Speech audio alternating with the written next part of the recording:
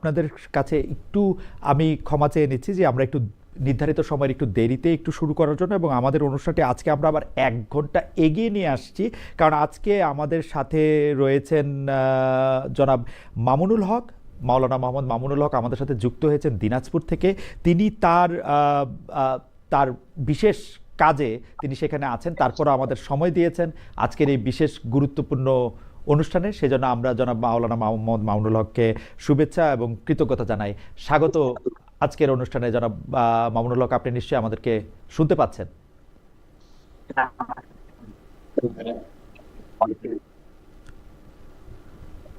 মামুন ভাই, আপনি আমাদের শুনতে পাচ্ছেন এখন?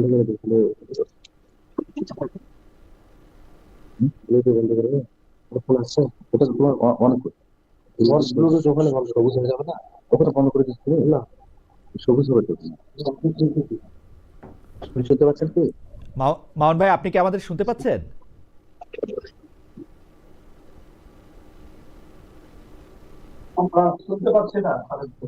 আচ্ছা, আমরা মামুন ভাই আমাদেরকে এতক্ষণ শুনতেছিলেন, এখন শুনতে পাচ্ছেন না। আমরা আপনি কি তাহলে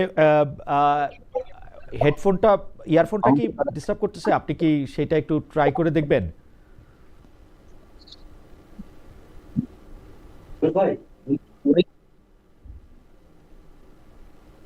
না না, আমি তো ব্লুটুথ লাগাইছি, হেডফোন। আমরা একটু দেখছি যে মাওলানা মামুনুল হকের কানেকশনটা একটু বেটার হয় কি না, কারণ মাওলানা মামুনুল হক আছেন দিনাজপুরে। তো সেখান থেকে আসলে আমাদেরকে ইনি শুনতে পাচ্ছেন না, শুনতে পাচ্ছিলেন এতক্ষণ অনুষ্ঠানটি শুরু করার আগে, এখন আমাদের শুনতে পাচ্ছেন না। দর্শক, আমরা একটু চেষ্টা করি ওনাকে এটা দেখার জন্য যে আমরা থেকে শুনতে পাই কিনা। আজকে যে বিশেষ ঘটনা ঘটেছে, সেই ঘটনার মধ্যে হচ্ছে যে আজকে জাতির উদ্দেশ্যে ভাষণ দিয়েছেন ডক্টর মোহাম্মদ ইউনূস। জাতির উদ্দেশ্যে ভাষণ দিয়ে তিনি নির্বাচনটি কিভাবে হবে এবং নির্বাচনটি কিভাবে পরিচালনা করা হবে সেই ব্যাপারে তিনি একটু আভাস দিয়েছেন। গণভোট যে নির্বাচনের দিন হবে সেটি তিনি বলেছেন। গণভোটের প্রশ্ন তিনি রেখেছেন যে গণভোটের প্রশ্নটি আসলে কীভাবে হ্যাঁ বা নায়ের মাধ্যমে দেয়া যাবে। সেক্ষেত্রে অবশ্য 4টি প্রশ্ন রাখা হয়েছে। সে 4টি প্রশ্নের ক্ষেত্রে জনাব মামুনুল হক আমাদের সাথে এসছেন। জনাব মামুনুল হক, আপনি কি এখন আমাদেরকে শুনতে পাচ্ছেন?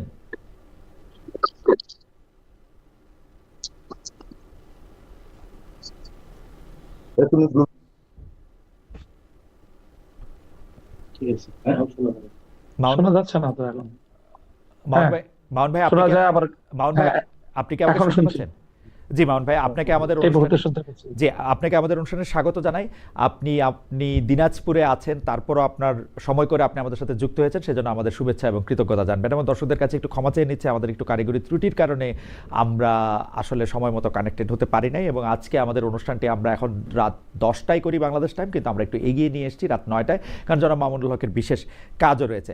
জনাব মামুনুল হক, আপনার জন্য আমরা একটা ইন্ট্রো ঠিক করে রেখেছিলাম, কিন্তু কারিগরি কারণে সেই ইন্ট্রো এবং ভালো কথা অনেকগুলি আসলে বলা হয়নি। কিন্তু যেটা হচ্ছে যে জুলাই সনদ বাস্তবায়নের দাবিতে তিনি জনাব মামুনুল হক এখনও সক্রিয়। খেলাফতে মজলিসের আমির এবং বাংলাদেশ হেফাজতে ইসলামী বাংলাদেশের যুগ্ম মহাসচিব জনাব মাওলানা মোহাম্মদ মামুনুল হক, আপনাকে এবার অফিসিয়ালি আবার একটু স্বাগত জানাই। প্রশ্নে যেতে চাই আপনার অনুমতি নিয়ে। জি, ধন্যবাদ। আমরা যেতে পারি আলহামদুলিল্লাহ। জি, যারা আমাদের সাথে যুক্ত আছেন, আমিও আমার পক্ষ থেকে সকলকে স্বাগত জানাচ্ছি। জি মামুন ভাই, আমরা আজকে জানি যে আমি আমি আমি আসলে যখন কারিগরি সংযোগটি প্রতিষ্ঠিত হতে চেষ্টা করছিল, তখন আমি বলছিলাম যে আজকে জাতির উদ্দেশ্যে প্রধান উপদেষ্টা ডক্টর মোহাম্মদ ইউনূস ভাষণ দিয়েছেন। সেখানে তিনি জানিয়েছেন জাতীয় সংসদ নির্বাচন ও গণভোট একই দিনে অনুষ্ঠিত হবে, কিন্তু আপনার স্পষ্ট দাবি ছিল গণভোট আগে হতে হবে, জুলাই সনদের সব বাস্তবায়ন করতে হবে, তারপর জাতীয় সংসদ নির্বাচন। এখন সরকারের সিদ্ধান্ত জাতীয় নির্বাচনের দিনই হবে যে গণভোট। এটা নিয়ে আপনার প্রতিক্রিয়া কি জনাব মোহাম্মদ মামুনুল হক? যে ইতিমধ্যে আমি আমার এবং আমাদের দলীয় প্রাথমিক তাৎক্ষণিক প্রতিক্রিয়া আমরা ব্যক্ত করেছি। আমরা মনে করি যে জুলাই সনদের বাস্তবায়নের যে গণভোট, সেই গণভোটকে জাতীয় নির্বাচনের দিনে একই সাথে আয়োজনের ঘোষণা দিয়ে জাতিকে হতাশ করা হয়েছে। এবং আমরা মনে করি যে এতে গণভোটের যে তাৎপর্য, জুলাই সনদের যে গুরুত্ব, সেটা আহ, অর্জিত হবে না। জুলাই সনদের প্রতি মানুষের যে মনোযোগ হওয়ার কথা, 4-4টা প্রশ্ন রাখা হয়েছে। এই প্রশ্নগুলো সাধারণ মানুষের অনুধাবন করা, উপলব্ধি করা, তারপরে মনোযোগ সহ সেই বিষয়ে নিজের মতামত ব্যক্ত করা, এই বিষয়গুলো জাতীয় নির্বাচনের সাথে যখন প্রতীক এবং প্রার্থীদের তুমুল একটা প্রতিযোগিতার মধ্য দিয়ে নির্বাচন অনুষ্ঠিত হবে, সেই ডামাডোলে আমরা মনে করি গণভোটের মতো, বিশেষ করে জুলাই সনদ বাস্তবায়নের মতো রাষ্ট্রের অন্যতম আগামীর রূপরেখা নির্ধারক এমন একটি বিষয়ের গণভোট আয়োজন করার কোনোভাবেই যথাযথ পরিবেশ নিশ্চিত করা যাবে না। উম, এখন গণভোট জুলাই সনদ নিয়ে আপনাদের যে আন্দোলন চলমান ছিল সেটা কি থাকবে নাকি স্থগিত করবেন? আপনাদের সিদ্ধান্তটা কি এই মুহূর্তে? না, এখানে আমাদের অনেকগুলো বিষয় ছিল আন্দোলনের। হুম। তার মধ্যে অন্যতম একটা ছিল যে সরকারি আদেশের মাধ্যমে, রাষ্ট্রীয় আদেশের মাধ্যমে জুলাই সনদের প্রাথমিক যে আহ, আইনি ভিত্তি প্রদান। আমরা যদিও প্রত্যাশা করছিলাম যে সরকারি অন্য কোনো আদেশের মাধ্যমে হবে, এরপরে যেভাবে আদেশ হয়েছে আমরা সেটিকে স্বাগত জানাই, যে একটি সরকারি আদেশ জারি হয়েছে। সেই আদেশ জারির মাধ্যমে জুলাই সনদের প্রাথমিক আইনি ভিত্তি হয়ে গেল। এটি প্রথম বিষয়। দ্বিতীয় বিষয় হলো যে আমাদের যে গণভোট জাতীয় নির্বাচনের আগে পৃথকভাবে চাওয়ার যে মূল লক্ষ্য এবং উদ্দেশ্য, সেক্ষেত্রে অনেকগুলো বিষয় ছিল। সেই বিষয়গুলোকে, এর মধ্যে গুরুত্বপূর্ণ অনেকগুলো বিষয়কেই প্রশ্ন আকারে যে গণভোটের 4টি যে পয়েন্ট ওখানে নির্ধারণ করা হয়েছে, তার মধ্যে বেশ কিছু বিষয় রয়েছে। হুম।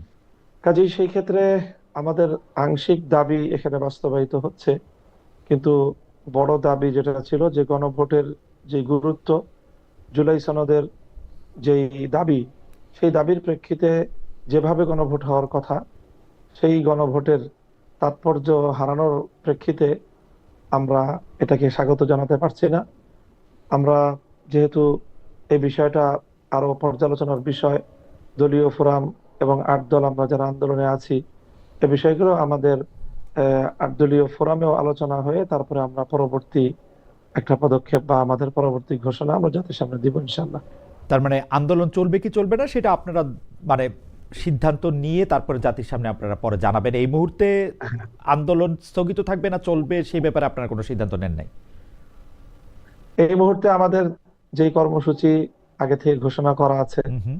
সেই কর্মসূচিগুলো পালিত হবে এবং আগামী 16ই নভেম্বর আমরা একটি সম্মিলিত বৈঠকে ওকে। সিদ্ধান্ত রয়েছে।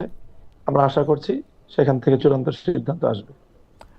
আপনারা অনেক বছর ধরেই বলছেন যে ক্ষমতায় যেতে পারলে ইসলামী শরিয়া মোতাবেক রাষ্ট্র আপনারা চালাবেন। আপনাদের দলের নাম থেকে খেলাফতের বিষয়টি স্পষ্ট হওয়া যায়, তার জন্যই রাজনীতি করছেন। আমাদের একটা ছোট্ট প্রশ্ন আছে যে জুলাই সনদ বাস্তবায়নের দাবিতে যে আপনারা সোচ্চার, এই জুলাই সনদের দাবি মানে বাস্তবায়নের সঙ্গে এই কাঙ্ক্ষিত ইসলামী শরিয়া বা খেলাফত কায়েমের কোনো অগ্রগতি সাধিত হবে কিনা, এটা আপনারা এরকম মনে করছেন কিনা? মানে জুলাই সনদ ও শরিয়া ভিত্তিক শাসনের জি কোনো জি জি সম্পর্ক জি। রয়েছে কিনা? খেলাফতের যে ব্যবস্থা বা ইসলামী ব্যবস্থা, আমরা যেটা বিশ্বাস করি অ্যাজ এ মুসলিম, সেটা হলো যে আল্লাহ প্রদত্ত যে ব্যবস্থা, সেটাই মানব জাতির জন্য সবচেয়ে কল্যাণকর ব্যবস্থা। আদার্স অন্যান্য সেক্টরের মতো রাজনীতি, রাষ্ট্র ব্যবস্থা, শাসন ব্যবস্থার ক্ষেত্রেও ইসলামের চেয়ে উত্তম এবং সুন্দর কোনো ব্যবস্থা হতে পারে না। মানুষের সাম্য, মানবিক মর্যাদা, মানুষের মৌলিক অধিকার নিশ্চিত করার ক্ষেত্রে ইসলাম হলো সর্বশ্রেষ্ঠ ব্যবস্থাপনা এবং একমাত্র নির্ভুল ব্যবস্থাপনা। কাজে সেই ক্ষেত্রে ইসলামের যে বড় একটি মৌলিক চাহিদা, সেটি হলো মানব সমাজের মধ্যে সাম্য এবং ইনসাফ কায়েম হওয়া, বৈষম্য দূরীভূত হওয়া। তো আমরা মনে করি যে জুলাই সনদের রাষ্ট্রীয় ভিত্তি প্রতিষ্ঠার মাধ্যমে তো একটা বৈষম্য বিদরিত হওয়ার ক্ষেত্রে, ইনসাফ প্রতিষ্ঠার ক্ষেত্রে আমাদের এক ধাপ অগ্রগতি হবে। বিগত যে ৭২-এর বাংলাদেশের যে বন্দোবস্ত, রাজনৈতিক বন্দোবস্ত, সেটাকে আমরা চরম বৈষম্যপূর্ণ, ইসলামের প্রতি অনেক বেশি বিদ্বেষী মনোভাবাপন্ন আমরা মনে করি। সেই জায়গাটা থেকে জুলাই সনদ অবশ্যই, যেহেতু এর মধ্যে অনেকটা ভারসাম্য আসবে, ইনসাফের, ন্যায়ের, ন্যায় এবং ইনসাফ মানেই হলো ইসলামের প্রতি এক ধাপ অগ্রগতি। ওকে, মাওলানা মামুনুল হক, আপনি এই শারিয়া ভিত্তিক শাসন ব্যবস্থার যে কথা বলছেন, সেইটা আমি আগেও আপনাকে এই প্রশ্ন করেছিলাম, আবারও আপনাকে এই প্রশ্ন করতে চাই যে আপনারা যে শারিয়া শাসন চান, সেই রকম কোনো শারিয়া শাসন এই মুহূর্তে পৃথিবীর কোনো জায়গায় আসলে চলছে কিনা? সৌদি আরব, ইরান, আফগানিস্তান, তুরস্ক বা মিশর, এই রকম মালয়েশিয়া, ইন্দোনেশিয়া, কোথাও এই মডেলটা চলছে কিনা? আপনারা কোন মডেলটা আসলে অনুসরণ করতে চান? আমিও আগে যেরকম জবাব দিয়েছিলাম, আমার সেই প্রশ্নের একই রকম জবাব, যে সৌদি আরব বা মিডিল ইস্টের যে দেশগুলো আছে, সংযুক্ত আরব আমিরাত, কুয়েত, এই সকল দেশগুলোতে শরিয়ার একটা দিক তারা ফলো করে। বিচার ব্যবস্থায় তারা শরিয়ার অনেকগুলো বিধিবিধান সেখানে কার্যকর রয়েছে। রাজনৈতিক যেই তার যে মডেল, সেটা খুব আংশিকভাবে ইরান কিছুটা ফলো করার চেষ্টা করে। ইরানের ধর্মীয় বিশ্বাসের দিক থেকে আমাদের সাথে যথেষ্ট মতপার্থক্যের জায়গা আছে। তুরস্ক, তারা যেই জায়গায় ছিল, একেবারেই সম্পূর্ণ ধর্মকে সিদ্ধান্তের মাধ্যমে রাষ্ট্র থেকে উৎখাত করা হয়েছিল, সেখান থেকে আবার তারা সেই খেলাফতে উসমানিয়ার দিকে ফিরে যাওয়ার পদক্ষেপ নিচ্ছে এবং চেষ্টা করছে বলে তাদের নানা আয়োজনের দ্বারা এটা প্রতীয়মান হয়। এই সব রাষ্ট্রের পাশাপাশি সাম্প্রতিক ইমারাতে ইসলামিয়া, আফগানিস্তান নতুন যে সংযুক্তি ইসলামী শরিয়া বাস্তবায়নের ক্ষেত্রে, তারাও যথেষ্ট উন্নতি এবং অগ্রগতি অর্জন করেছে, কিন্তু তারাও এখনো কাঙ্ক্ষিত সকল বিষয়ে পরিপূর্ণ, সকল বিষয়ে শতভাগ সাফল্য অর্জন করেছে এটা বলার সময় এখনো হয়নি। কাজেই সেই বিবেচনায় বর্তমানে প্রচলিত বা পৃথিবীর কোন রাষ্ট্রকেই আমি নিরঙ্কুশ ভাবে আমার মডেল অথবা আমার অনুসরণীয় দৃষ্টান্ত হিসেবে আমি উপস্থাপন করব না, বরং আমরা খেলাফতে রাশেদার যে শাসন ব্যবস্থা কোরআন সুন্নাহ এবং ইতিহাস থেকে আমরা পাই, সেটাই হলো আমাদের মডেল।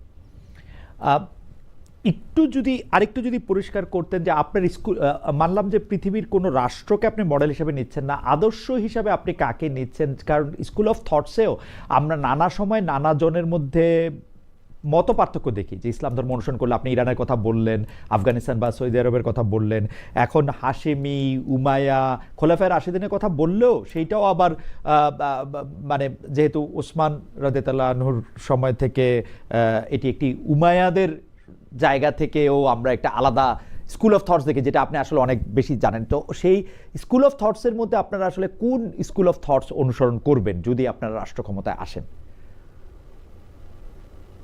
স্কুল অফ থটস বলতে আমাদের যে ফিকহের ক্ষেত্রে, মানে আমরা যে ফিকাহ মানি, ইসলামের ফিকাহ মানার ক্ষেত্রে স্কুল অফ থটসের এটা পার্থক্য, সেটা শুধুমাত্র ইসলামী ফিকহের ক্ষেত্রে 4টা স্কুল অফ থটস আছে, এবং 4টার বাইরে আরেকটা স্কুল অফ থটস বর্তমান সময়ে বিশ্বজুড়েই জনপ্রিয়তাও আছে, সেটি হলো যেটাকে সালাফি একটি স্কুল অফ থটস আমরা বলতে পারি। এই 5টি স্কুল অফ থটস বর্তমানে পৃথিবীতে চলছে ফিকহের ক্ষেত্রে। আর যদি ইসলামী আকীদার বিশ্বাস সহ বলি, তাহলে মৌলিকভাবে 2টি পার্থক্য বা 2টি এখানে ভাগ, একটা হলো শিয়া আর একটা হলো সুন্নি। এই সুন্নির মধ্যে কিন্তু সমস্ত স্কুল অফ থটস গুলো একীভূত। তো আমরা সেই জায়গায় কোনোভাবেই শিয়া মডেলকে আমরা বিশ্বাস, চিন্তা, দর্শনের ক্ষেত্রে অনুসরণ করি না। আমরা সুন্নি থটসটাকে অনুসরণ করি, এবং রাষ্ট্রবিজ্ঞান ক্ষেত্রে, রাষ্ট্রবিজ্ঞান এবং রাজনীতির ক্ষেত্রে এই স্কুল অফ থটস গুলোর মধ্যে কোনো ভেদাভেদ নেই।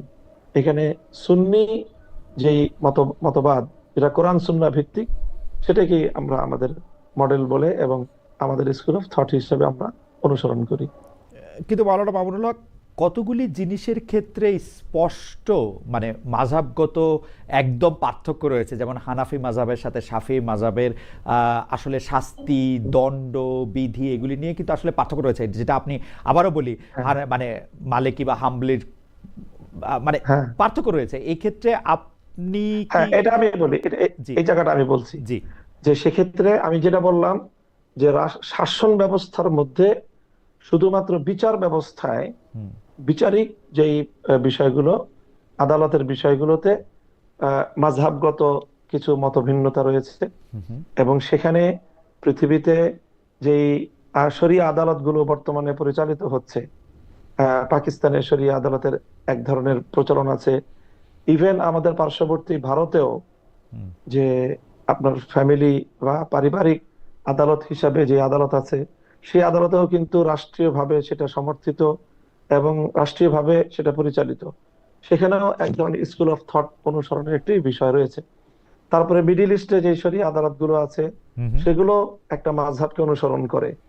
তুরস্কে তারা এক ধরনের মাযহাব অনুসরণ করে, হুম, এবং আফগানিস্তানে তারা যে সম্পূর্ণ শরিয়া আদালত প্রতিষ্ঠা করেছে, তারা কিন্তু সেই শরিয়া আদালত সম্পূর্ণ হানাফি মাযহাব অনুযায়ী তারা পরিচালনা করে। হুম, কাজেই এই শরিয়া আদালত পরিচালনার ক্ষেত্রে রাষ্ট্রের যে বিচার ব্যবস্থা থাকে, হুম, সেই বিচার ব্যবস্থার এক ধরনের স্বাধীনতা আছে, যে কোরআন সুন্নাহর মূল যে আদর্শের উপর থেকে মাযহাবগত ব্যবধানের ক্ষেত্রে তারা শরীয়তের ফিকহের অন্যান্য মাসালার মধ্যে যেমন যে কোনো মাযহাব অনুসরণ করার মূলনীতি আছে, ঠিক সেই রকমই বিচারিক ক্ষেত্রে, আদালতের ক্ষেত্রেও যে কোনো একটি স্কুল অফ থট অনুসরণ করার মূলনীতি আছে। সেই মূলনীতিকে অনুসরণ করে আদালত সেটা অনুসরণ করতে পারে। আমি পরবর্তী আলাপে যাই, কারণ আপনার কাছে অনেক প্রশ্ন রয়েছে, কিন্তু আমরা আশা করব যেগুলি জি। বিষয়ের মধ্যে থেকে মানুষের সরাসরি সম্পর্ক রয়েছে, যেমন নারী শিক্ষা, নারী কর্ম, অন্য ধর্মাবলম্বীদের প্রতি ব্যবহার, সেক্ষেত্রে যেহেতু মাযহাবগত পার্থক্য রয়েছে কোরআনের না, বিভিন্ন বিষয় নিয়ে। আমি বলি খালেদ জি, ভাই, একটু বলি, জি, বলেন। আপনি যে এই তিনটা পয়েন্ট উল্লেখ করলেন, জি, নারী শিক্ষা, জি, নারী কর্ম এবং অন্য ধর্মাবলম্বীদের জি। অধিকার, এই জায়গাগুলোতে মাযহাবের তেমন কোনো ব্যবধান নেই। আচ্ছা, আমার মনে হয় এগুলো সব আমার মাযহাবী। মনে হয় যে আমার মনে হয় যে আপনারা কোনটা অনুসরণ করবেন সেটা নিশ্চয়ই বলবেন, এবং অর্থনৈতিক বা অবস্থা, বিচারিক ব্যবস্থা, তারপরে হচ্ছে পাঠ পাঠ্যক্রম, বৈদেশিক যে সম্পর্ক, সেসব ক্ষেত্রে আপনারা নিশ্চয়ই এগুলি পরিষ্কার করবেন, এবং আমরা কি সেগুলি আপনারা অবশ্যই, নিশ্চয়ই অবশ্যই। সেগুলি নিশ্চয়ই আপনারা স্পষ্টভাবে বলবেন যে এটার ক্ষেত্রে যখন আপনারা নির্বাচনের ক্ষেত্রে যাবেন। আমি পরবর্তী প্রসঙ্গে যাই। সেটি হচ্ছে যে গত কয়েক মাস ধরে আপনি জানেন যে হেফাজতে ইসলামের আমির জামায়াতে ইসলামীকে নিয়ে একের পর এক নেতিবাচক বক্তব্য দিচ্ছেন। আমি যদি একটু পরে বলি যে উনি বলছেন জামায়াতের ইসলাম মদিনা নয়, মওদুদির ইসলাম, জামায়াতের আকিদা সহি নয়, জামায়াত কাদিয়ানীদের চেয়েও ভয়ঙ্কর, জামায়াত ইমানের বড় ডাকাত, এসব বলে তিনি জামায়াতকে ভোট দিতে নিষেধ করছেন। আপনি হেফাজতের আমিরের বক্তব্যকে বলছেন ব্যক্তিগত মন্তব্য। এই বক্তব্য যদি সংগঠনেরও নাও হয়, এই বক্তব্যগুলি নিয়ে আপনার ব্যাখ্যা বা মূল্যায়ন কি, আমি এটা জানতে চাই।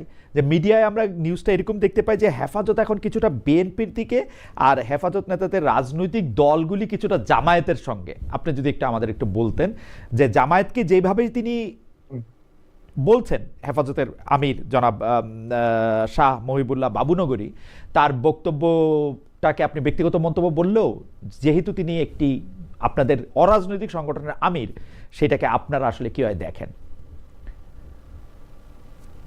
তো উনি যেহেতু অরাজনৈতিক ব্যক্তিত্ব, তার বক্তব্যগুলো অরাজনৈতিক, এবং তিনি তার ধর্মীয় বিশ্বাসের জায়গা থেকেই এই বক্তব্যগুলো দিয়েছেন। হ্যাঁ, বক্তব্যগুলোর মধ্যে কিছু বিষয় আছে যে বিষয়গুলো একটা উপমা, হ্যাঁ, একটা বিষয় হলো একটা এক্সাম্পল অথবা কোন একটা দৃষ্টান্ত বর্ণনা করা হয়, রূপক অর্থের একটা বিষয় আমরা জানি ব্যবহারিক ক্ষেত্রে আছে। যেমন আমি দৃষ্টান্ত হিসেবে একটা কথা বলি, যেমন আমাদের মধ্যে অনেক বড় একজন ইসলামিক স্কলার, এই বিগত শতাব্দীর, আল্লামা জাহেদ কাউসারি তার নাম, তার একটা খুব জনপ্রিয় একটা মন্তব্য আছে, সেটা হলো আল্লাহ মাযহাবিয়াতু কান্তারাতুল্লাহ দীনিয়া, যে মাযহাবকে অস্বীকার করা এটা ধর্মকে অস্বীকার করারই একটা সিঁড়ি। তো অথচ আমরা কি কিন্তু এটা বলি না আমাদের দৃষ্টিভঙ্গিগতভাবে, আমরা এটা বলি না যে যে মাযহাব মানে না সে দিন মানে না, এমনটা কিন্তু বলি না। কিন্তু ওনার এই কথাটা, এটা হলো একটা সুদূর প্রসারী রূপক অর্থের এবং পরবর্তী একটা পরিণাম বিবেচনায় তিনি এই কথাটি বলেন। ঠিক তদ্রূপ আমিরে হেফাজতের যে মন্তব্যটি আপনি কোট করলেন, সেটি মূলত ওনার নিজস্ব মন্তব্য না। এটা আমাদের উপমহাদেশের একজন খ্যাতিমান আলেমে দ্বীন এবং এই পাক ভারত উপমহাদেশের, ভারত এই স্বাধীনতা, ইংরেজ বিরোধী স্বাধীনতা আন্দোলনের অন্যতম রূপকার হুসাইন আহমদ মাদানী, যিনি ভারতের অত্যন্ত প্রভাবশালী দারুল উলুম দেওবন্দের বড় মাপের একজন শাইখুল হাদিস, তার এই মন্তব্য যে তিনি বলেছেন যেটা, যে মওদুদী সাহেবের যে ওনার যে দৃষ্টিভঙ্গি ইসলাম সংক্রান্ত বিষয়ে, সেই দৃষ্টিভঙ্গিগুলো যদি পরিপূর্ণভাবে প্রতিফলিত হয়, তাহলে তার যে ফলাফলটা দাঁড়াবে, সেই ফলাফলটা অনেক ভয়ঙ্কর। তো যেহেতু কাদিয়ানি ফিতনাটা এটা একটা সীমিত পরিসরের মধ্যেই এটা সীমাবদ্ধ, কিন্তু মওদুদী সাহেবের তার যে চিন্তাধারাগুলো, সেগুলো ব্যাপক মানুষের মধ্যে আলোড়ন সৃষ্টিকারী, ব্যাপক মানুষের মধ্যে এটা জনপ্রিয়তা লাভ করেছে। সেই বিবেচনায় উনি বলেছেন যে মওদুদী মত এই কাদিয়ানি মতবাদ তো এটা গণ্ডিবদ্ধ কিছু মানুষকে বিভ্রান্ত করছে, কিন্তু মাওলানা মওদুদী সাহেবের যেই চিন্তাধারাগুলো ধর্ম সংক্রান্ত, ইসলাম সংক্রান্ত, ইতিহাস সংক্রান্ত, সাহাবীদের সংক্রান্ত, নবীদের সংক্রান্ত, সেই বিশ্বাসগুলো, এটার যে পরিণাম, যদি কেউ শায়েখ আমার সেই একটা বিশ্বাসগুলিকে, শায়েখ আমার একটা প্রশ্ন আছে, সেটা একটু হচ্ছে যে কথাটা শেষ করে, জি একটু এই কথাটা শেষ, জি এক মিনিট ভাই, জি একটু। জি জি যে যদি কেউ এই বিশ্বাসগুলোকে ধারণ করে নেয়, হুম তাহলে তার ফলাফল তার জীবনে অত্যন্ত ভয়াবহ ঘটতে পারে। ইতিমধ্যে বারবার কিন্তু জামাতে ইসলাম তারা এই কথা বলার চেষ্টা করে হুম যে তারা সম্পূর্ণরূপেই মওদুদী সাহেবের সকল মতবাদকেই যে তারা অক্ষরে অক্ষরে বাস্তবায়ন করবে, এমন ঘটনা কিন্তু তাদের ঘোষণা তাদের পক্ষ থেকে নেই। তো সেই জায়গা থেকে আমিরে হেফাজতের বক্তব্য হলো মূলত মওদুদী সাহেবের চিন্তাধারা ব্যক্তিগত, এবং তার সেই চিন্তাধারাগুলি অনুসরণ করলে, কেউ ধারণ করলে তার যে ভয়াবহ ফলাফল ঘটতে পারে, সেই বিষয়ে সতর্কবাণী। আর আমরা যেই জায়গা থেকে কাজ করতেছি, সেটা হলো আমরা মনে করি যে ইসলামী রাজনৈতিক দল হিসাবে আফগানিস্তানে বা কাবুলে পাঠালেন বা যেতে দিলেন, সেই ক্ষেত্রে তাদের কোনো দাবি ছিল কিনা ডক্টর ইউনূস সরকারের আফগানিস্তান সরকারের কাছে বা তালেবান সরকারের কাছে? আমাদের আমাদের আফগান সফরের ব্যাপারে, ইমারাতে ইসলামিয়ার সফরের ব্যাপারে বর্তমান সরকারের কোনো ভূমিকা তো দূরের কথা, এটা তাদের জানারও বিষয় না। হুম কারণ আমরা এখানে বাংলাদেশে আফগানিস্তানের কোনো তেমন কোনো এখানে দূতাবাসও নেই, ভিসা প্রসেসিং এর আয়োজনও এখানে নেই। হুম আমরা এটা যুক্তরাজ্যের একটা প্রতিষ্ঠানের মাধ্যমে লন্ডনের মধ্যস্থতায় সেখান থেকে আমাদের ভিসা প্রসেসিং হয়েছে, হুম এবং বাংলাদেশ থেকে যেহেতু সরাসরি কাবুলে যাতায়াতের কোনো উপায়ও নেই, এই জন্য আমরা বাংলাদেশ থেকে যাইও নি, হুম এবং সোজাসুজি বাংলাদেশে আমরা আসতেও পারিনি। হুম কাজেই এটার সাথে সরকার অথবা সরকারি কোনো কর্তৃপক্ষের ন্যূনতম কোনো সম্পর্কই নেই। এখানে আমরা সম্পূর্ণ ব্যক্তি উদ্যোগে, ব্যক্তি ইচ্ছায় এবং যুক্তরাজ্য ভিত্তিক একটা সংস্থার মধ্যস্থতা এবং তাদের আয়োজনে সেখানকার কাবুল সরকারের আমন্ত্রণ সেই সংস্থার মাধ্যমে আমাদের কাছে এসেছে, আমরা সেইভাবে গিয়েছি। হ্যাঁ, সেখান থেকে সেই রাষ্ট্রের গুরুত্বপূর্ণ ব্যক্তিবর্গ তারা বাংলাদেশের সাথে কূটনৈতিক সম্পর্ক স্থাপনের আগ্রহ ব্যক্ত করেছে। আমরা সেই বার্তা প্রেসের মাধ্যমে বর্তমান সরকারের কাছে আমরা পৌঁছে দিয়েছি। আপনাদের আফগানিস্তান যাওয়ার সময় বা কাবুল যাওয়ার সময় আপনারা সরকারের কাউকে আপনারা ইনফর্ম করেন নাই যে আমরা আসলে আফগানিস্তান যাচ্ছি বা আফগানিস্তানের বা কাবুল সরকারের সাথে না, কথা বলতে চাচ্ছি, না। সেটা আপনারা এটা বলেন নাই? না, ওকে। বলিনি। তো আপনাদের যে অনুরোধ আপনারা সরকারের কাছে পৌঁছে দিয়েছেন যে কূটনৈতিক মিশন করা যায় কিনা, সেই ব্যাপারে সরকার আপনাদের কিছু জানিয়েছেন, মানে কোনো আপডেট আছে সে ব্যাপারে? না, এই ব্যাপারে আমাদের কাছে কোনো আপডেট নেই। আমরা এমনিতে অফিসিয়াল ভাবে খোঁজ খবর নিয়েছি, তো অফিসিয়াল ভাবে ওই রকম যে অফিসিয়াল জবাব যে হ্যাঁ তাদের সাথে আমাদের আফগানিস্তানের একটা ছোট্ট অফিস ঢাকায় আছে, সেখানে এক দুইজন ব্যক্তিও আছেন, তাদের সাথে যোগাযোগ আছে, তারা চেষ্টা করছে। এবং এটাও যে বাংলাদেশের পররাষ্ট্র উপদেষ্টা বিভিন্ন সফরে আফগানিস্তানের সেখানকার পররাষ্ট্র দপ্তরের কর্মকর্তাদের সাথে কথোপকথন হয়। বাংলাদেশের সাথে Kabul, Dhaka chamber of commerce অথবা ব্যবসা বাণিজ্যের একটা লিঙ্ক তৈরি হওয়ার বিভিন্ন ধরনের কার্যক্রম অনেকেই করছে। পররাষ্ট্র মন্ত্রণালয় থেকে এইরকম তথ্য আমরা পেয়েছি। সেই এর চেয়ে এর বাইরে সরকারের পক্ষ থেকে বিশেষ কোনো উদ্যোগ নাই। আপনারা যখন কাবুল সফরে গিয়েছেন, জনাব মামুনুল হক, আপনি জানেন যে তার পরের মাসেই প্রথমবারের মতো ভারত সফর করে গিয়েছেন আফগানিস্তানের পররাষ্ট্রমন্ত্রী আমির খান মুত্তাকি। এবং আপনি জানেন যে কাবুল ও দিল্লির মধ্যে সম্পর্ক ব্যাপক উন্নয়ন হচ্ছে, বিপরীতে আফগানিস্তান ও পাকিস্তানের মধ্যে সীমান্তে প্রায় যুদ্ধাবস্থা তৈরি হচ্ছে, আহত নিহত হচ্ছে, ইদানিং তাদের সমঝোতা আলোচনাও ব্যর্থ হচ্ছে। বিশ্বাসের দিক দিয়ে তালেবান এখন ব্র্যান্ডিং করতে চাইছে পাকিস্তান নয়, ভারতের দেওবন্দ তাদের মানে যদি আমরা বলি উৎস।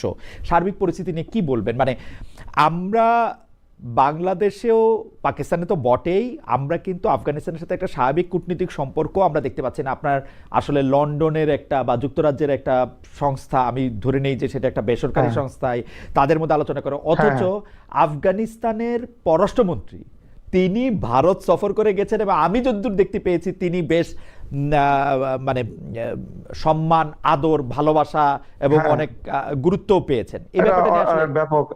এই ব্যাপারটা নিয়ে আসলে এটা অবশ্যই আমার বাংলাদেশের দুর্বল পররাষ্ট্র ব্যবস্থা নীতির কথাই আমি বলবো, যে ভারতের মতো রাষ্ট্র যেইভাবে তারা তাদের রাষ্ট্রীয় সিদ্ধান্ত রাষ্ট্রের স্বার্থের জায়গা থেকে তারা ইন্ডিপেন্ডেন্টলি নিতে পারে, আমাদের বাংলাদেশ সেই স্বাধীনভাবে আমাদের পররাষ্ট্র বিষয়ক সিদ্ধান্তগুলো তারা নিতে পারে না।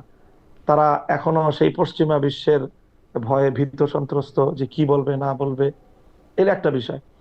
আর ভারত এবং পাকিস্তান প্রসঙ্গ যেটা আপনি বলেছেন, ভারতের দেওবন্দ প্রসঙ্গ আপনার যেটা বলেছেন, সেটা হলো যে দেখেন, এইটার মধ্যে দেওবন্দ প্রসঙ্গের মধ্যে ভারত পাকিস্তানের সম্পর্ক না।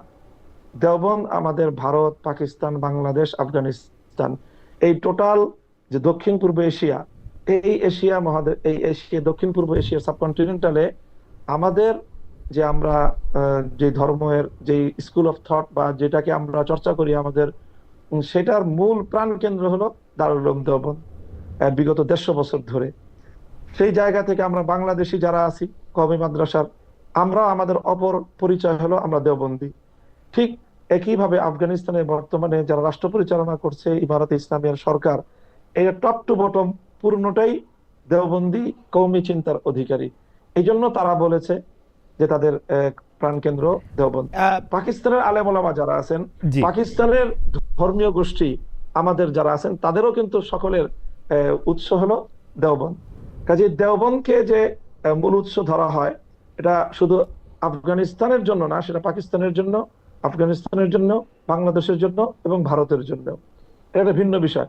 বাকি পাকিস্তানের সাথে তাদের যে সীমান্ত বিরোধ, এইটা হলো তাদের একটা সীমান্তের জটিলতার একটা বিষয়, যেটা পাকিস্তানের যে সীমান্ত প্রদেশ, সেই সীমান্ত প্রদেশের মুসলমানদের, উপজাতীয়দের, তাদের যে একটা দীর্ঘদিনের যে আকাঙ্ক্ষা, দাবি ইসলামী রাষ্ট্রের প্রতিষ্ঠা এবং ইসলামী শাসন ব্যবস্থা কার্যকর করার, সেটা নিয়ে পাকিস্তান সরকার সাথে স্থানীয় সীমান্ত প্রদেশীয় যে তাহরিকে তালেবান পাকিস্তান, টিটিপির সাথে একটা সংঘাতের বিষয়, সেটা নিয়ে আফগানিস্তান সরকারের সাথে পাকিস্তান সরকারের একটা দ্বিধাদ্বন্দ্ব বা কখনো উত্তেজনার সৃষ্টি হয়। এটা সীমান্ত উত্তেজনা বলবো। আপনার কাছে এইটা নিয়ে একটু বিশ্লেষণ আমি জানতে চাই, যে মোদী সরকার যেখানে ঘোষিতভাবে বা তার অবস্থানগত কারণে যারা মুসলমানদের জন্য ঠিক মানে বৈষম্যহীন সরকার না, আমি যদি সবচেয়ে ভদ্রভাবেও বলি, সেই মোদী সরকার তালেবান সরকারের সাথে ঘোষণা দিয়ে তালেবান সরকারের সাথে তার আলাদা মানে এক ধরনের মানে কি বলবো ভালোবাসা, সম্মানের সম্পর্ক করতে চাইছে। এটা কারণ কি বলে মনে হয়? তালেবানরা সেটাতে, মানে তালেবান সরকার সেটাতে আবার সাড়াও দিচ্ছে। মানে একটা আফগানিস্তানে পররাষ্ট্রমন্ত্রীর সফর তো ছোট ঘটনা না আসলে, কারণ এই পৃথিবীর কয়টা দেশ আফগানিস্তানের পররাষ্ট্রমন্ত্রীকে হোস্ট করবে, এমনকি মুসলমান দেশগুলিও, সেটা কিন্তু আসলে হাতে গোনা। সেই ক্ষেত্রে ভারত এটি করছে। মানে মোদী সরকার এবং তালেবান সরকারের এই বন্ধনটাকে আপনি আসলে কিভাবে দেখেন? এটা হলো বর্তমানে এই পৃথিবীতে রাষ্ট্রীয় স্বার্থের বিষয় সম্পূর্ণ, আমি মনে করি। আফগানিস্তান এখন এমন একটা জায়গায় অবস্থান করছে যে সেটা একটা বিকাশমান একটা রাষ্ট্র, এবং এই এই দক্ষিণ এশিয়ায় উদীয়মান একটা বড় ধরনের শক্তি উত্থান ঘটতে যাচ্ছে। অর্থনৈতিক শক্তি হিসেবেও তাদের উত্থান ঘটবে। তো এই জায়গায় আপনার ভারতের চিরপ্রতিদ্বন্দ্বী চীন, চীন কিন্তু আফগানিস্তানে নিজেকে এমন ভাবে তাদের সাথে সম্পৃক্ত করে ফেলেছে। আফগানিস্তানের বিশাল যে ভূখণ্ড, 6.5 লক্ষ বর্গ কিলোমিটারের, বিপুল পরিমাণ সেখানে খনিজ সম্পদ, এবং নতুন একটা বিকাশমান একটা রাষ্ট্র হিসাবে সেখানে বিপুল অর্থনৈতিক ইনভলভমেন্টের যে সুযোগ, এই সুযোগটা একচেটিয়া চায়না নিচ্ছে। তো ভারত চায়নার প্রতিযোগিতায়, ভারত দেখছে যে সে যদি তার সেই হিন্দুত্ববাদ দিয়ে পড়ে থাকে, সে চায়নার প্রতিযোগিতায় এতটাই পিছিয়ে পড়বে যে সে এখানে উপমহাদেশে তার নেতৃত্ব এবং তার অর্থনৈতিক স্বার্থ সে ধরে রাখতে পারবে না।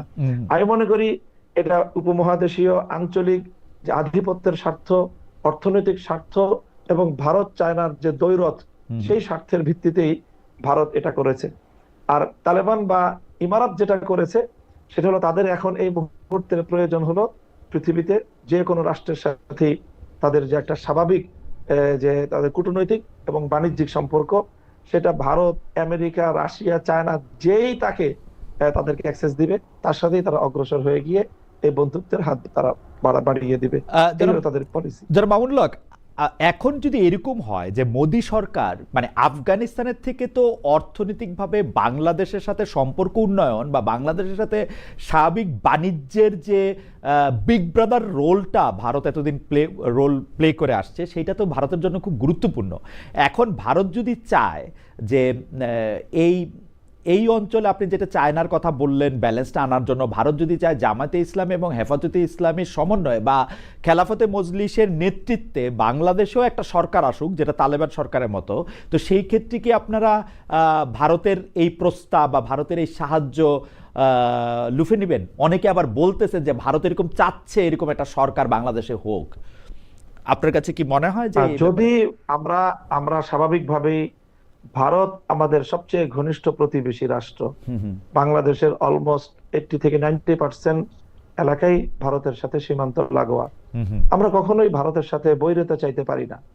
তো ভারত যদি আমাদের সাথে বিগ ব্রাদার স্বরূপ আচরণ পরিহার করে, আমাদের উপর এই আগ্রাসনী মনোভাব যদি তারা পরিহার করে, বন্ধুত্ব সুলভ আচরণ যদি তারা সাম্যের ভিত্তিতে গড়ে তুলতে চায়, এবং সেটা আমি মনে করি অবশ্যই ইসলাম যেহেতু সর্বক্ষেত্রেই ভারসাম্যপূর্ণ, ইসলামী ব্যবস্থা যেহেতু সবচেয়ে বেশি সাম্যের, ইনসাফপূর্ণ, এই জন্য ভারত যদি এটা রিয়েলাইজ করে যে আসলে বাংলাদেশে ইসলামী শাসন ব্যবস্থা প্রতিষ্ঠা হলে বাংলাদেশের সাথে তাদের ন্যায় ভিত্তিক সম্পর্ক প্রতিষ্ঠার ক্ষেত্রে সহায়ক হবে, সেটা যদি তারা এই শুভবুদ্ধি যদি তাদের মধ্যে হয়, আমরা তাদেরকে ওয়েলকাম জানাবো। আমার মনে হয় যে যে ভূরাজনীতির কথা আপনি আসলে বললেন, চীনের বাস্তবতায়, পাকিস্তানের বাস্তবতা এবং অন্যান্য জায়গায়, সেক্ষেত্রে ভারত হয়তো আপনাদের এই প্রস্তাব আপনাদেরকে দিতেই পারে যে বাংলাদেশে এরকম একটা সরকার হলে তাদেরও হয়তো সুবিধা আছে। যাই হোক, সেটা আপনার কথায় পরিষ্কার, যদি ভারতের জায়গা থেকে এই শর্ত পরিবর্তন করে তাহলে আপনাদেরও কোনো বাধা আসলে নাই ভারতের সাথে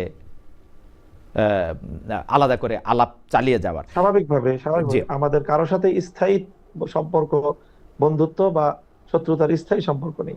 ওকে, আপনি স্থায়ী বন্ধুত্ব বা শত্রুতার কথা বলছেন। আমি আবার একটু পাকিস্তানে যাই। পাকিস্তানে যে নিষিদ্ধ ঘোষিত সংগঠন যেটা কথা আপনি বললেন, তেহরিকি তালিবান বা টিটিপি, সেই টিটিপি প্রতিরোধ পাকিস্তান সামরিক বাহিনীকে অনেক সময় দিতে হচ্ছে। সেখানে এক ধরনের গৃহযুদ্ধের পরিস্থিতিও দেখা যাচ্ছে। এতে পাকিস্তানি সেনাদের হাতে নিহত টিটিপি সদস্যদের মধ্যে কয়েকজন বাংলাদেশিও পাওয়া গেছে। বিষয়টি আপনি কিভাবে দেখছেন? যারা যাচ্ছেন সেখানে তাদের প্রতি আপনার আহ্বান কি থাকবে? এখানে এই জাতীয় কার্যকলাপ পরিচালিত হয় বাংলাদেশ। দেখেন, পাকিস্তানে কিন্তু অনেক বাংলাদেশি এমনিতেই বসবাস করে থাকে। তারা বংশীয়ভাবে বাংলাদেশি হলেও দেখা যায় যে তারা দীর্ঘদিন ধরে পাকিস্তানে বসবাস করছে। এরকম বিভিন্ন বিচ্ছিন্ন জায়গা থেকে, শুধু বাংলাদেশ নয়, পৃথিবীর অনেক রাষ্ট্র থেকেই আফগান জিহাদ চলাকালীন সময়ে অনেক মুজাহিদরা সেখানে একত্রিত হয়েছে। সবচেয়ে বেশি আরব মুজাহিদ, আরব বিশ্ব থেকে সবচেয়ে বেশি মানুষ সেখানে এসেছে। ইউরোপ আমেরিকা থেকেও উল্লেখযোগ্য পরিমাণ এসেছে। আমাদের বাংলাদেশের তুলনায় ইউরোপ এবং আমেরিকার আপনার সেখানে যোদ্ধার সংখ্যা অনেক বেশি হবে। কাজে সেই ক্ষেত্রে আমি মনে করি না যে ক্ষেত্রে বাংলাদেশের সাথে এই বিষয়টার কানেকশন খুব শক্তিশালী কোনো কিছু। আ- আ- মানে আমাদের প্রশ্ন ছিল যে আপনি কি ওই টিটিপির হয়ে পাকিস্তানের এই যুদ্ধটাকে, যদি বাংলাদেশের কোনো তরুণরা যেতে চায় তাহলে সেই ক্ষেত্রে আপনি আহ্বান জানাবেন, মানা করবেন, নাকি আপনার অবস্থাটা কি হবে? মানে আপনি কি এটাকে একটা ন্যায় সঙ্গত ব্যাপার মনে করেন কিনা না, টিটিপি? এখানে এখানে আমরা যেহেতু পাকিস্তানের যে রাষ্ট্রের বিশেষ করে আলেম সমাজ যারা, হুম, তারা এই পাকিস্তান রাষ্ট্রের ভিতরে অন্তর্ঘাতমূলক এই কার্যক্রম গুলোকে তারা সমর্থন করছেন না হুম, হুম, ব্যাপকভাবে। হুম, হুম, কাজেই আমরা দূর থেকে আমাদের সম্পূর্ণ সেই বিষয়টা অ্যানালাইসিস নেই যে তারা আসলে কিভাবে কাজগুলো করছে। আমরা সেখানকার আমাদের নির্ভরযোগ্য আলেম সমাজের মতামতের উপরে আমরা আস্থা রাখতে চাই, এবং সেই ক্ষেত্রে আমরা বলি যে পাকিস্তানের মতো একটা রাষ্ট্রের ভিতরে অন্তর্ঘাতমূলক এই ধরনের সশস্ত্র তৎপরতা এটি কোনোভাবেই কাম্য নয়। আমাদের একজন দর্শক মন্তব্য করেছেন যে আপনি তো আসলে ঐতিহাসিকভাবে ভারতের বিরোধী একটা আপনার অবস্থান সবসময় ছিল, সে অবস্থান কোনো পরিবর্তন হয়েছে কিনা আপনি চাইলে উত্তর দিতেও পারেন, নাইলে আমরা পরের প্রশ্নে যাই। না, আমাদের সেই অবস্থা কোনো পরিবর্তন হয় নাই। যতদিন ভারত আমাদের প্রতি, ইসলামের প্রতি তার এই বিমাতা সুলভ আচরণ বন্ধ না করবে, ততদিন পর্যন্ত ভারত বিরোধী আমাদের এই মনোভাব এবং অবস্থান আপনার অব্যাহত থাকবে। আপনার কাছে এই প্রশ্নে আবার একটু মনে হয় যে আপনার কাছে কি এরকম মনে হয় কিনা যে ভারত একটা পিক অ্যান্ড চুজ করে, যেমন মানে এই মুহূর্তে আফগানিস্তানের চেয়ে বড় ইসলামিক শরিয়া মানা দেশ তো আসলে নাই, যেই কারণে অনেক দেশই তো তাদের সাথে তাদের একটা ভালো সম্পর্ক থাকবে, পাকিস্তানের সাথে থাকবে না, বাংলাদেশের সাথে অন্যরকম হবে, সেটা কি মনে হয় আপনার? এবং আপনি আবার এটাও বলছেন যে তারা যদি মনে করে ভূরাজনীতির ক্ষেত্রে তারা বাংলাদেশকে পাশে পেতে হলে তারা এই রকম একটা শাসন দরকার, সেক্ষেত্রে আপনারাও খুব আপত্তি করবে না। এটা ভারতের এই অবস্থানটাকে আপনি আসলে কিভাবে দেখেন, যে মানে at the end of the day ভারতের জন্য কি শুধু আসলে রাজনীতিটাই মুখ্য, এসব হিন্দু মুসলমান এগুলি আসলে কোনো বড় ব্যাপার না? হ্যাঁ, হ্যাঁ, আমি এটাই মনে করি যে মোদির রাজনীতিও এটাই। সেই হিন্দুত্ববাদকে উস্কে দিয়ে যে কংগ্রেসের ভারতে যে একটি ঐতিহ্যবাহী একটি শান্তিপ্রিয় এবং কি বলে অংশগ্রহণমূলক যে রাজনীতি, সেটার বিপরীতে হিন্দুত্ববাদকে উস্কে দিয়ে এই বিজেপির যে উত্থান, তারা তাদের ইন্টারনাল ভারতে তারা সেই রাজনীতিটা করে। এক্সটার্নাল তাদের যে পলিসি, এটা সম্পূর্ণ ভিন্ন। ওকে, সেখানে তারা ওই ওই বিবেচনা তারা করছেন। স্পষ্ট আপনার কথা। কাবুল থেকে ফিরে এসে আপনি প্রথম আলোতে একটি সাক্ষাৎকার দিয়েছিলেন, সেখানে আপনি বলেছেন যে তালেবান সরকার যে নারী শিক্ষার পথ রুদ্ধ করে রেখেছে সেটা আপনার পছন্দ হয়নি। আপনি নারী শিক্ষা, নারীদের কেরিয়ার, চাকরি বাকরি, ব্যবসা বাণিজ্য এসব নিয়ে আপনার দলের ইশতেহার বা অবস্থানটা আমাদের জানাবেন কিনা? বাংলাদেশ জামায়াত ইসলামের আমির সম্প্রতি নারীরা কম কাজ করার ক্ষেত্রে মানে নারীদের 5 ঘন্টা কাজ করলে পারিশ্রমিক পুরো দেওয়া হবে এটি বলেছেন। এই বক্তব্য নিয়ে আসলে কি বলবেন? যে মনে হচ্ছে জামায়াত ইসলামী একটা অবস্থান নিচ্ছে যাতে নারীরা কম কাজ করে তুলনা, কারণ 5 ঘন্টা কাজ করলে তো আসলে কারো পক্ষেই, কোনো কোম্পানির পক্ষেই আসলে তাকে নেওয়া খুব লাভজনক হবে না। আপনার অবস্থানটা কি যদি আমরা একটু বলতেন? হ্যাঁ, এখানে এখানে বক্তব্যের দুটো দিক আছে। এ- এই 5 ঘন্টায় তাদেরকে পূর্ণ বেতন দেওয়ার যে বিষয়, এখানে নারীর জন্য লাভবান হওয়ার আবার ক্ষতিগ্রস্ত হওয়ার দুটি কিন্তু দিক আপনার বক্তব্যেই চলে আসলো এবং আছে বিষয়টা, এবং এটা রিয়েল। তো আমরা মনে করি যে আমরা এই মুহূর্তে নারীদের কর্মসংস্থান এবং নারীর কর্মক্ষেত্রে তাদের সুযোগ সুবিধার বিষয়ে একেবারে একেবারে চূড়ান্ত কোনো কথা আমি এই মুহূর্তে বলছি না। আমি যেটা বলছি যে অবশ্যই আমাদের যতটুকু সক্ষমতা, সেটা অবশ্যই নারী বান্ধব, নারীদের সর্বোচ্চ সম্মান এবং নিরাপত্তা, আমরা এই দুটো বিষয়ে প্রাধান্য দেওয়ার চিন্তা করি। সম্মান এবং তার নিরাপত্তা। নারী যেন অর্থনৈতিকভাবে নিরাপদ থাকে, নারী যেন কোথাও কর্ম করতে গিয়ে সম্মান হানি তার না হয়, তার নিরাপত্তা বিঘ্নিত না হয়। এই জন্য রাষ্ট্র কাঠামোর ক্ষেত্রে একটা বড় ধরনের পরিবর্তন আনা আমরা প্রয়োজন মনে করি। সেজন্য শিক্ষাঙ্গন থেকে সকল ক্ষেত্রে নারীদের জন্য যে সেপারেট ব্যবস্থাপনা, ভিন্ন ব্যবস্থাপনা, সেই জাতীয় ব্যবস্থাপনাকেই আমরা প্রায়োরিটি দিই। তৈরি পোশাক শিল্পের ক্ষেত্রে যে এখন প্রায় 50 কম বেশি হতে পারে 50 লাখের মতো নারী শ্রমিক আছেন, মানে যদি আমরা ব্যাকওয়ার্ড লিঙ্কেজগুলিও ধরি, তারা কি যেভাবে এখন কাজ করতেছেন সেভাবেই কাজ করতে পারবেন আপনার পছন্দ মতো বা আপনি সরকারের নেতৃত্বে থাকলে? অবশ্যই তারা শুধু এভাবে না, তাদের এখন বেশ কিছু বড় বড় সমস্যা আছে। নিরাপত্তার সমস্যা, তাদের হ্যারাসমেন্টের সমস্যা, এই সমস্যাগুলো রাষ্ট্রের বড় ধরনের এখানে আমি মনে করি ইনভলভমেন্ট দরকার। এবং রাষ্ট্রের পক্ষ থেকে এই যে নারীদের যে কর্মসংস্থানগুলো, সেখানে দুর্ঘটনা ঘটলে নারীরা স্বাভাবিকভাবেই এই দুর্ঘটনা ওভারকাম করার জন্য বা সেখান থেকে নিরাপদে সরে আসার জন্য পুরুষদের মতো তাদের সেই ক্যাপাবিলিটি থাকে না। এই জাতীয় বিষয়গুলি আরো নিরাপদ হওয়া দরকার। নারী শ্রমিকদের সেখানে পুরুষ সুপারভাইজারদের দ্বারা নানাভাবেই তারা নিগৃহীত হয়, হয়রানির শিকার হয়। সেই বিষয়গুলোর ক্ষেত্রে একটা রাষ্ট্রীয় নির্দেশনা থাকা দরকার এবং সেটার একটা সুপারভাইজিং দরকার।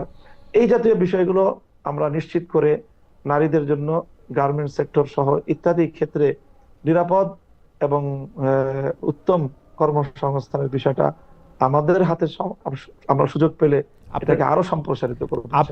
আপনারা এই ক্ষেত্রে কি তালেবান মডেলটা ফলো করবেন, যে আপনারা নারীদের কম কাজ করার ক্ষেত্রে উৎসাহিত করবেন, যে নারীরা কম কাজ না করুক? কারণ মানে এই প্রশ্নটা আপনাকে বলা একটা দ্বিরুক্তি, কারণ আপনি স্পষ্ট বলেছেন যে আপনি আসলে ওটা ওদের পছন্দ করেন নাই, ওদের সিস্টেমটা।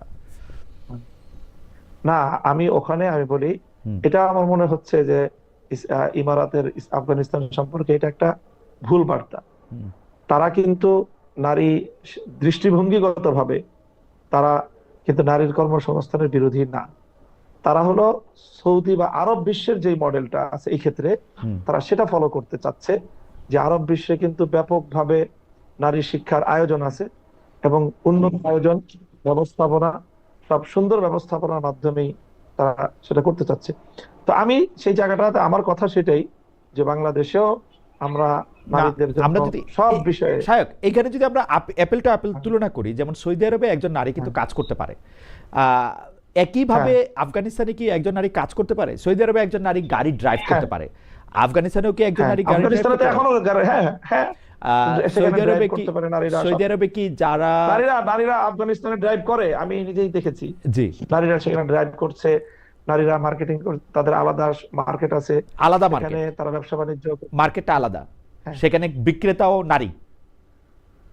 হ্যাঁ, এরকম মার্কেট তারা প্রতিষ্ঠা করেছে। আবার কমন মার্কেটেও নারীদের কেনাকাটা সবকিছু স্বাভাবিক। মানে একটা আরব বিশ্ব বলতে আমরা যদি এখন সৌদি আরব বা মিশর বা তিন জায়গা থেকে যদি আমরা উদাহরণ নেই, ইরানে একটা নারীর যেরকম অধিকার, আফগানিস্তানেও নারীদের সেরকমই অধিকার আছে।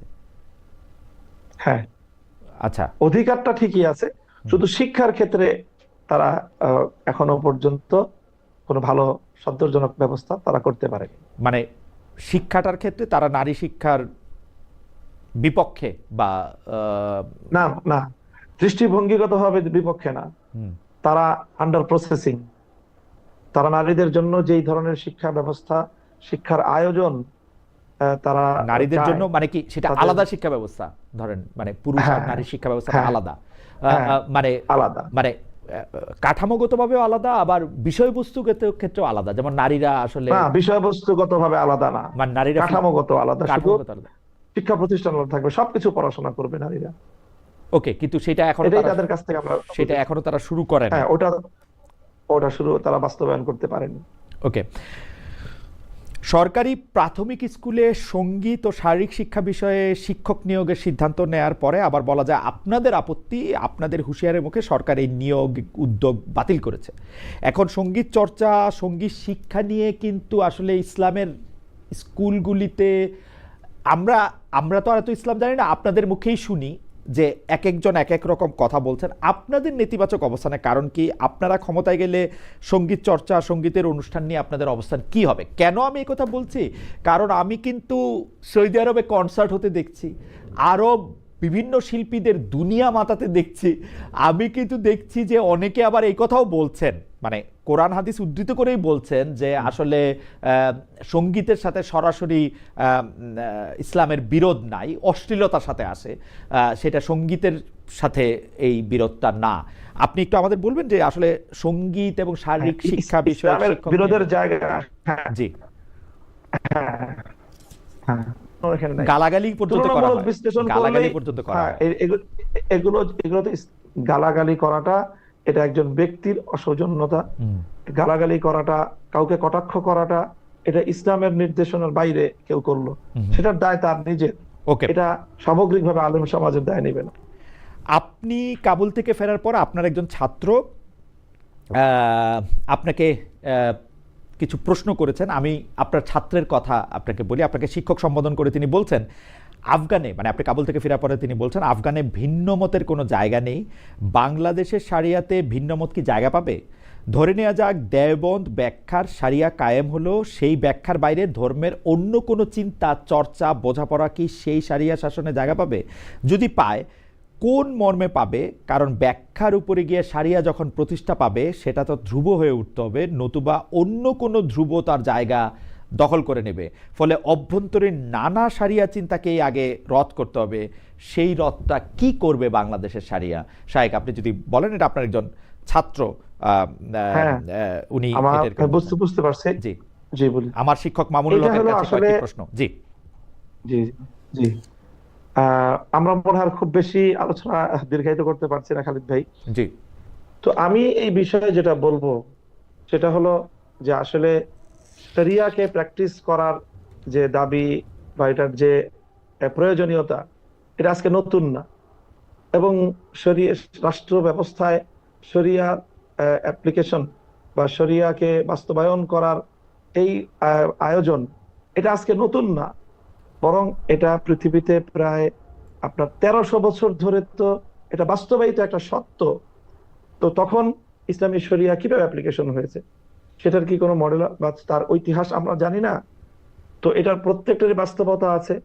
শরিয়ার, আমি তো বললাম যে শরিয়া বাস্তবায়নের সুনির্দিষ্ট কিছু জায়গা আছে যেখানে একটা কংক্রিট একটা মতামতকে অনুসরণ করা হয়, সেটা হলো জাস্ট শুধুমাত্র বিচারিক আদালতের ক্ষেত্রে। আর এছাড়া ইসলামকে অনুসরণ করার শরিয়া অথবা ফিকহের, যদি শরিয়া বলে যদি ফিকহ বোঝানো হয়ে থাকে, তাহলে ফিকহের যতগুলো গ্রহণযোগ্য মতবাদ আছে, সবগুলো মতবাদকে ধারণ করেই একটা ইসলামী শাসন ব্যবস্থা, খেলাফত ব্যবস্থা পৃথিবীতে 1300 বছর পর্যন্ত চলেছে। এটা আজকে নতুন প্রশ্ন হিসেবে উত্থাপন করাটা, আমি মনে করি ইতিহাস সম্পর্কে এটা সঠিক না জানা থাকার কারণ। মামুন ভাই, আপনি আমাদের আর কতক্ষণ সময় দিতে পারবেন? আমরা যদি একটু জানা থাকে তাহলে আমরা একটু আর কতক্ষণ? না, আমি আর আমার সময় তো আসলে 10টা পর্যন্ত ছিল। জি জি ছিল, সময় মানে আপনি কি আর ইতিমধ্যে 5-7 মিনিট থাকতে পারবেন আমাদের সঙ্গে? 5 মিনিট। জি 5 মিনিট। আমি একটু বলি যে আমাদের একজন দর্শক, উনি বলছেন, সাইফুল ইসলাম ওনার নাম, নাস্তিক খালেদ, কোন আলেম অন্য ধর্মের লোকদের গালি দিছে প্রমাণ দে, উদ্দেশ্যমূলক প্রশ্ন। আপনি বুঝতেই পারতেছেন যে কিভাবে আসলে গালাগালিগুলি হয়।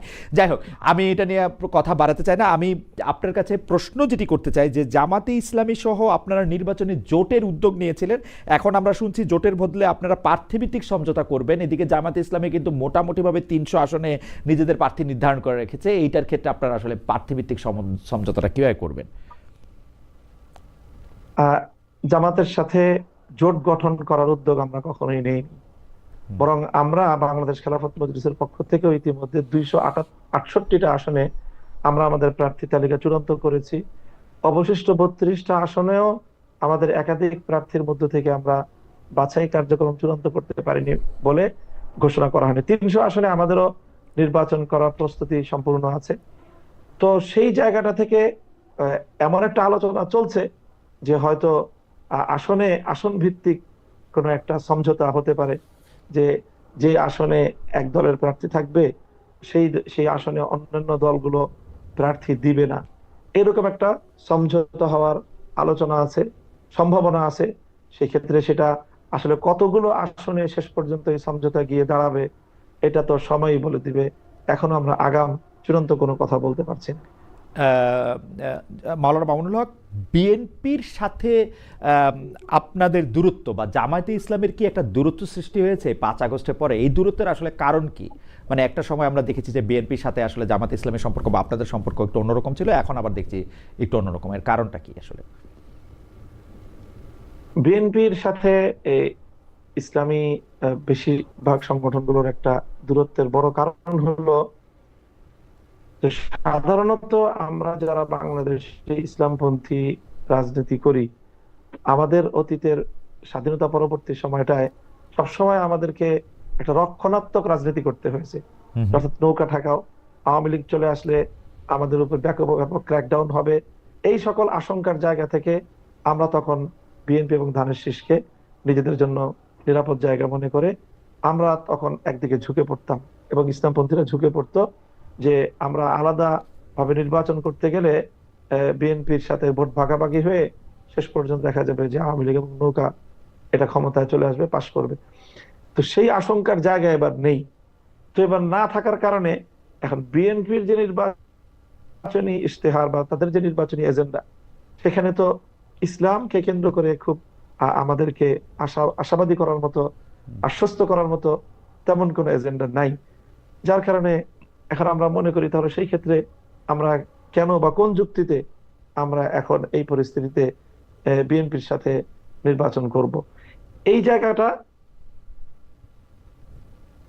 বড় ধরনের আমি মনে করি নতুন একটা সিচুয়েশন, যেটা বিগত সকল নির্বাচন থেকে একটা ভিন্নতা তৈরি করেছে।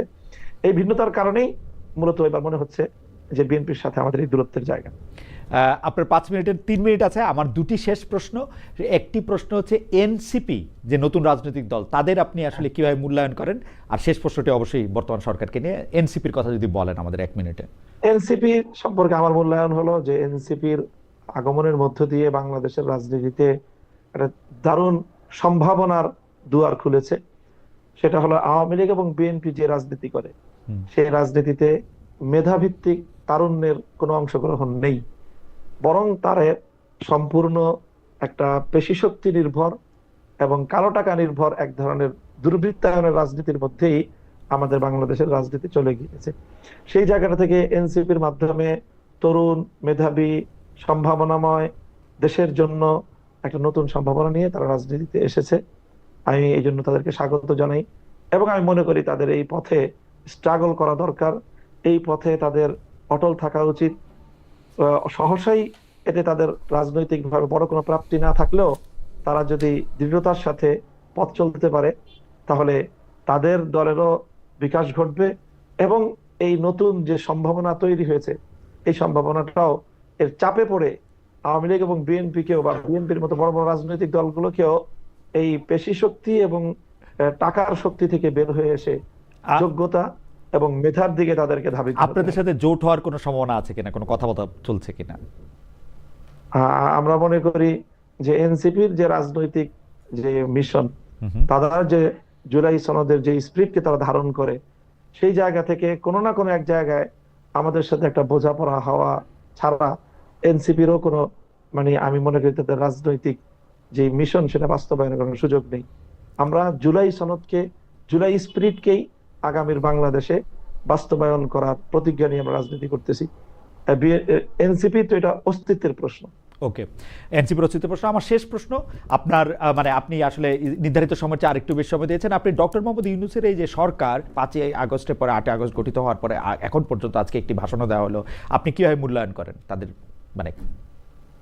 তারা ঠিক কাজ করেছে, ঠিক পথে ছিল, ভালো কাজ করেছে, খারাপ করেছে? আপনি যদি একটু নম্বরও দেন। আমি মনে করি যে যথেষ্ট দুর্বল একটা সরকার, দুর্বল সরকার হওয়া, হ্যাঁ, দুর্বল সরকার হওয়ার কারণে নতজানু একটা সঠিক সেই সম্ভাবনাটাকে কাজে লাগাতে পারে নাই। কারণ এই সরকারের মধ্যে রাজনীতিবিদ এর সংকট রয়েছে। বিভিন্ন এনজিও নির্ভর সরকার যেটাকে বলা হয়েছে, এই সরকার জুলাই চেতনাকে যথাযথভাবে তারা বাস্তবায়ন করতে আরো অনেকেই আগেই সক্ষম হতো যদি তারা আরেকটু দৃঢ় হতো। এটাই তাদের ব্যাপারে আমার সর্বশেষ মূল্যায়ন। জনাব মামুনুল হক, আপনাকে অনেক ধন্যবাদ। মাওলানা মামুনুল হক আমাদের সঙ্গে ছিলেন, অনেকগুলি প্রশ্নের জবাব দিয়েছেন। তিনি তার নির্ধারিত সময়ের বাইরেও তিনি 9টা থেকে 10টা পর্যন্ত থাকতে চেয়েছিলেন, আমরা তাকে আরও 20 মিনিট বেশি পেয়েছি, সেজন্য আমাদের একটু আন্তরিক ধন্যবাদ জানাবেন। আমাদের অনুষ্ঠানটি শুরু করতে একটু দেরি হয়েছিল, সেজন্য সময়ের ব্যবস্থাপনা এবং অনেক প্রশ্ন করার জন্য আপনাকে অনেক অনেক ধন্যবাদ। তার আগে আপনাকে একটু শোনাতে চাই যে আমরা দর্শকদের প্রশ্ন করেছিলাম যে জুলাই সনদ বাস্তবায়নে গণভোট ছাড়া জাতীয় নির্বাচন হতে দেয়া হবে না, বলেছেন বাংলাদেশ খেলাফত মজলিসের আমির মাওলানা মোহাম্মদ মামুনুল হক। প্রিয় দর্শক, এই অবস্থান সমর্থন করেন কিনা? শতকরা 74% দর্শক আপনাকে সমর্থন করেছেন, শতকরা 26% দর্শক সমর্থন করেন নাই। 39,000 ভোট পড়েছে। যারা মামুনুল হক, আপনাকে আবারও ধন্যবাদ জানিয়ে আজকের অনুষ্ঠান এখানে শেষ করছি।